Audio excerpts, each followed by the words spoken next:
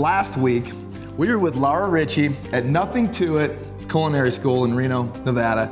She showed me how to properly fillet a duck breast. Now, I've butchered thousands and thousands of ducks, and one of the things you taught me last week was to make long, smooth cuts. Absolutely. Because it makes it more tender. It does.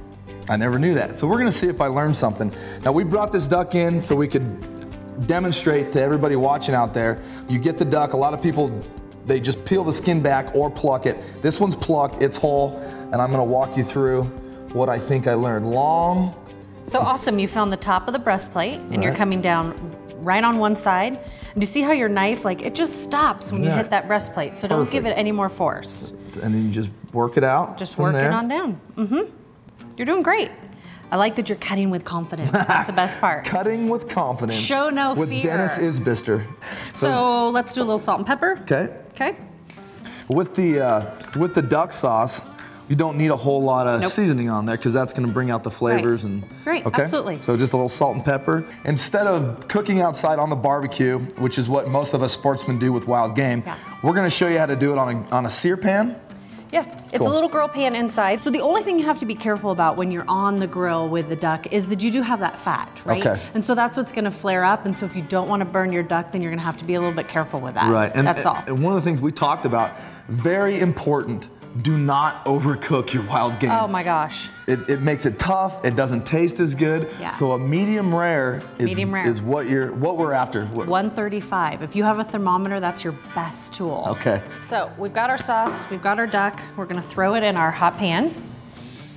So you're looking for that sizzle. And really, when you're on the grill, treat your grill kind of like a saute pan. You don't want your grill to be smoking hot, and you don't want it to be too cold. Okay. So you gotta find that perfect temperature. Right. And again, you want it room temperature. Don't be scared of the room temperature with your protein because that's when it's gonna cook a little bit better. Okay. Okay? Very nice.